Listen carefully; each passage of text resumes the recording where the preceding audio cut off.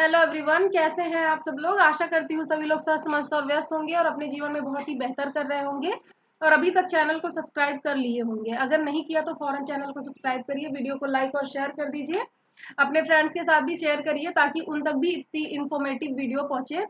आज की इस वीडियो में हम लोग चाइल्ड डेवलपमेंट एंड पेडागोजी, जैसा कि यहाँ पे लिखा हुआ आप देख रहे हैं, तो यही सीडीपी आज हम लोग डिस्कस करने वाले हैं। सीडीपी के स्टार्टिंग के क्वेश्चन 15 क्वेश्चन हम लोग डिस्कस करेंगे, क्वेश्चन नंबर 1 to 15 आज की इस वीडियो में डिस्कस करेंगे। इसके नेक्स्ट पार्ट में हम क्वेश्चन नंबर 16 to 30 डिस्कस करेंगे। पेडोलॉजी पार्ट हम अलग से डिस्कस करेंगे। आज हम केवल सीडीपी 1 to 15 डिस्कस करने वाले हैं। तो बिना समय गंवाए हुए चलिए जल्दी से वीडियो शुरू करते हैं, क्योंकि आपके पास समय बहुत कम है और समय सबका ही कीमती होता है। 20 अगस्त से आप लोग को पता है कि आपका पेपर है, तैयारी में लग जाइए। अगर अभी भी नहीं लगे हैं तो आपको ये महंगा पड़ेगा। आप अच्छे से तैयारी करिए, ऐसा मैं कहना नहीं चाहती लेकिन कहना पड़ रहा है। अगर तैयारी नहीं कर रहे हैं तो अच्छे से तैयारी करिए। तो चलिए पहला क्वेश्चन डिस्कस कर लेते हैं। पहले क्वेश्चन की शुरुआत करते हैं। पहला क्वेश्चन दिया गया है, in the context of children development includes, मतलब बच्चों के संदर्भ में कौन सा डेवलपमेंट इंक्लूड होता है। ये फिर 4 ऑप्शन इसमें दिए गए हैं। आइए हिंदी में भी क्वेश्चन देख ले। बच्चों के संदर्भ में विकास के अंतर्गत डाट डाट आते हैं। ए दिया गया है केवल गुणात्मक परिवर्तन, बी दिया गया है केवल मात्रात्मक परिवर्तन, 3 है गुणात्मक एवं मात्रात्मक परिवर्तन दोनों, और 4 है ना गुणात्मक और ना ही मात्रात्मक परिवर्तन। तो आप बताइए, क्या बच्चों के संदर्भ में यहाँ पे आप देखिए, क्या बच्चे जब ये विकास विकास यानी डेवलपमेंट, बच्चों का केवल गुणात्मक डेवलपमेंट ही होता है, मतलब बच्चों में क्वालिटीज आती हैं और मात्रा उनकी नहीं बढ़ती? ऐसा बिल्कुल भी नहीं है। कैसे, मैं आपको समझाती हूँ। देखिए, कोई भी बच्चा जब पैदा होता है, नवजात शिशु होता है, तो वो उस टाइम पे क्या करता है, उस टाइम पे वो छोटा होता है, वो नवजात होता है। लेकिन जैसे जैसे समय बीतता है वो धीरे धीरे उसका आकार और भार दोनों बढ़ता है। वो धीरे धीरे बच्चा बड़ा होता है, तो इस हिसाब से हम कह सकते हैं कि बच्चे का मात्रात्मक विकास तो होता है। इस हिसाब से हमने ये कह दिया। अब गुणात्मक विकास होता है, ये समझने के लिए आप ये बात समझिए, क्या बच्चा जैसा पैदा होता है, बच्चा पैदा होता है, उसे रोने के अलावा कुछ भी आता है? कुछ भी नहीं आता रहता। लेकिन जैसे जैसे समय बीतता है, समय के साथ जैसे वो अपने इन्वायरमेंट को एक्वायर करता है, वो धीरे धीरे जो लैंग्वेज उसके मम्मी पापा बोलते रहते हैं, माता पिता बोलते हैं, सराउंडिंग में जो लैंग्वेज बोली जाती रहती है, वो भाषा को वो अर्जित करता है धीरे धीरे, और वो भी वही भाषा बोलने लग जाता है। तो इस हिसाब से हम कह सकते हैं कि बच्चे में गुणात्मक परिवर्तन भी होता है। ये तो मैंने एक भाषा का एग्जाम्पल दिया, और बच्चों में और भी बहुत सारे गुणात्मक परिवर्तन होते हैं समय के साथ साथ। तो इस हिसाब से हम ये समझ सकते हैं कि गुणात्मक और मात्रात्मक दोनों तरह के परिवर्तन बच्चों में पाए जाते हैं। तो इसमें ऑप्शन नंबर ये 3 सही हो जाएगा, जिसमें दिया गया गुणात्मक मात्रात्मक परिवर्तन दोनों होते हैं, तो यही सही हो जाएगा। आइए नेक्स्ट क्वेश्चन देखते हैं। इसमें दिया गया है, विच of the following is an example of use of fine motor skills. Gross motor skill और फाइन मोटर स्किल, ये मैंने आपको पहले भी बताया हुआ है, एक वीडियो सेपरेट इसकी बनी हुई है। अगर आपने अभी तक नहीं देखा तो आप जाके उसको चेक कर सकते हैं। तो ग्रॉस मोटर स्किल क्या होती है, जिसमें हमें हमारी मांसपेशियों के बड़े हिस्से का इस्तेमाल करना पड़े, बड़ी मांसपेशियों का इस्तेमाल करना पड़े, वो है ग्रॉस मोटर स्किल। और फाइन मोटर स्किल्स क्या है? फाइन मोटर स्किल्स वे स्किल्स हैं जिसमें हमें हमारी मांसपेशियों के छोटे हिस्से का इस्तेमाल करना पड़े, तो उसको हम फाइन मोटर स्किल में कंसीडर करेंगे। तो क्या है इसमें, निम्नलिखित में से कौन सा एक विकल्प सूक्ष्म गत्यात्मक कौशल का उदाहरण है? ए दिया गया है लिखना, फिर है कूदना, फिर है दौड़ना, और फिर क्या दिया गया है, तैरना।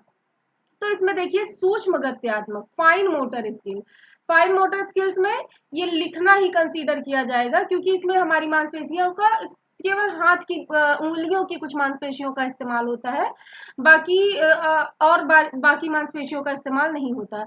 जबकि अगर बाकी ऑप्शंस को देखें, कूदने दौड़ने या तैरने में हमें हमारे शरीर की बाकी अदर मांसपेशियों का भी इस्तेमाल करना पड़ेगा, तभी ये सारी चीजें पॉसिबल हो पाएंगी। तो इसमें ऑप्शन नंबर 1 सही हो जाएगा, बाकी के ये तीनों गलत हो जाएंगे। क्यों गलत हो जाएंगे ये आपको आई होप समझ आ गया होगा। आइए नेक्स्ट देखते हैं question number 3। The sensitive period in child development represents, मतलब सेंसिटिव पीरियड पूछ रहा है, फिर 4 ऑप्शंस दिए गए हैं। आइए हिंदी में भी क्वेश्चन देख ले। हिंदी में दिया गया है बच्चों के विकास के संदर्भ में संवेदनशील चरण से क्या तात्पर्य है, मतलब बच्चों में संवेदनशील चरण कौन सा होता है, इस हिसाब से आप इस क्वेश्चन को देख सकते हैं। तो इसमें पहला ऑप्शन दिया गया है किसी व्यक्ति में विशिष्ट क्षमताओं के उत्थान का इष्टतम चरण। संवेदनशील चरण वो नहीं होता कि विशिष्ट क्षमताओं का उत्थान बहुत ऊपर होता है, बहुत ऊपरी चरण तक होता है, ऐसा नहीं होता। संवेदनशील चरण वो चरण है जिसमें बच्चे बहुत संवेदनशील होते हैं, मतलब उन्हें ध्यान देने की, केयर की बहुत ज्यादा जरूरत होती है।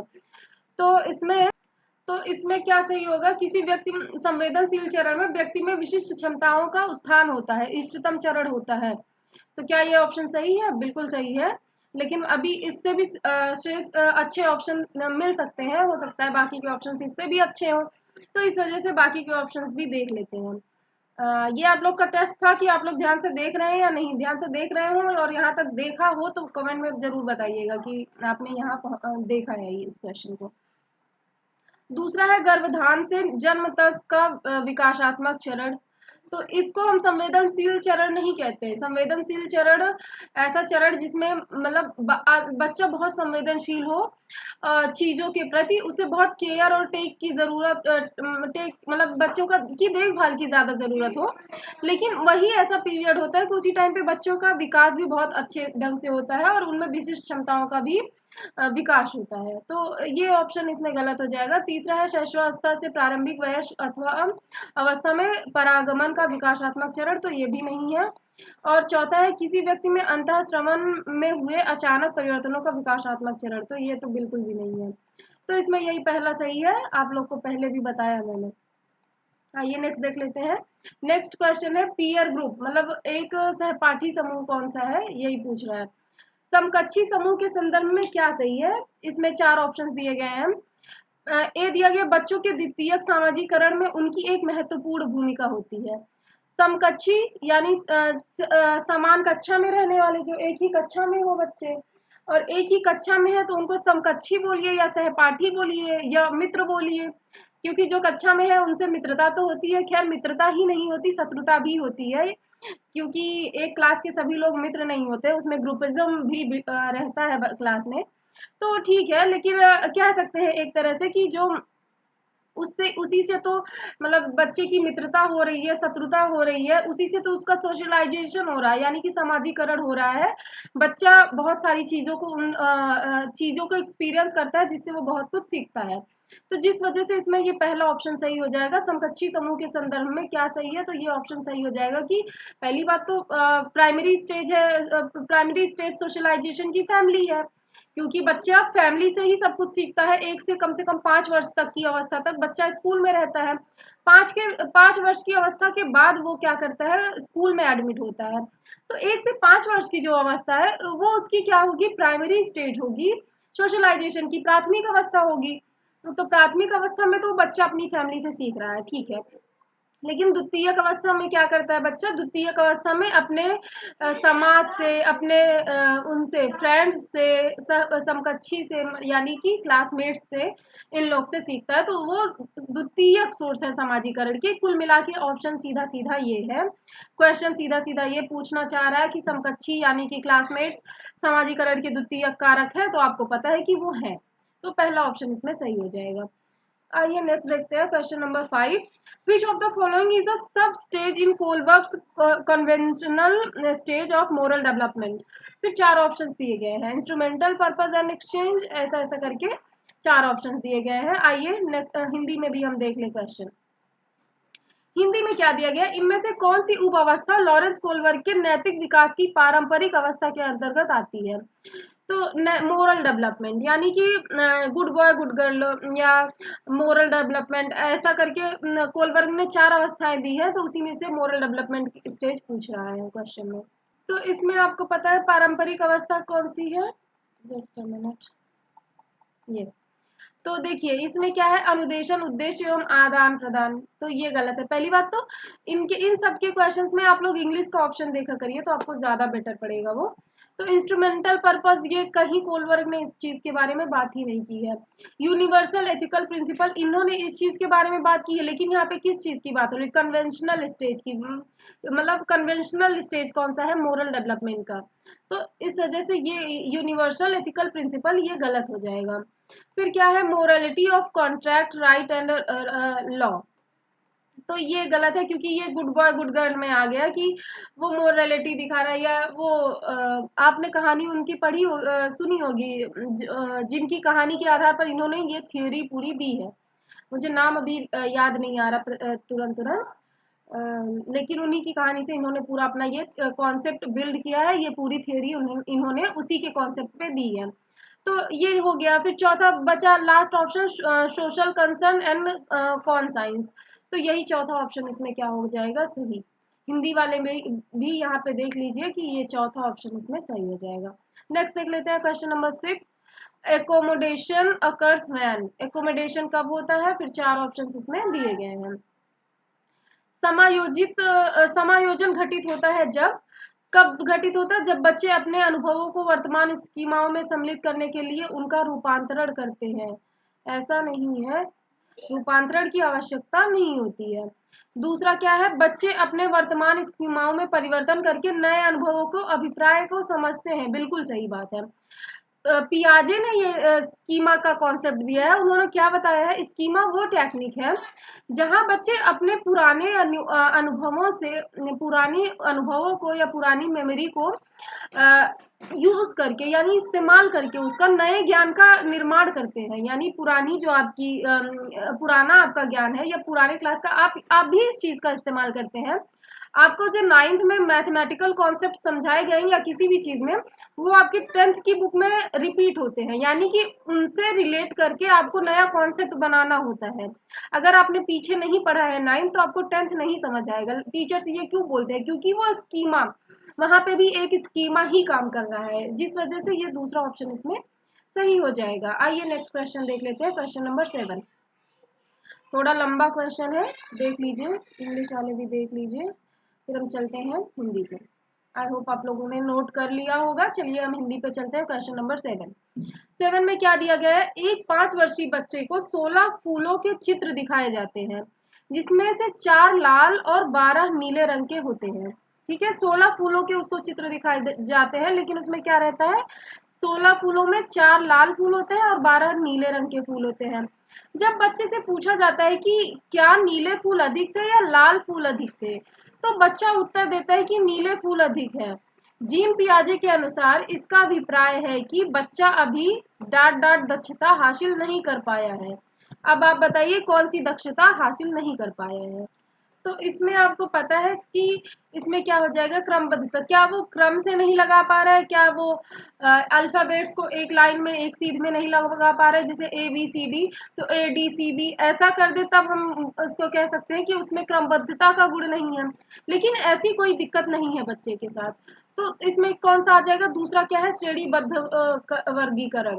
मतलब श्रेणीबद्ध करना और वर्गीकरण करना कि कौन सा ज्यादा है या कौन सा कम है, ये वर्गीकरण का गुण बच्चे में नहीं आ पाया है, जिस वजह से यही दूसरा ऑप्शन सही हो जाएगा। वर्गीकरण का गुण होता तो उसको समझ आता है कि 4 लाल हैं 12 नीले हैं, तो वो कम है वो ज्यादा है, वर्गीकरण कर पाता वो। लेकिन उसमें वर्गीकरण का गुण नहीं है, जिस वजह से ये श्रेणीबद्ध वर्गीकरण ऑप्शन सही हो जाएगा।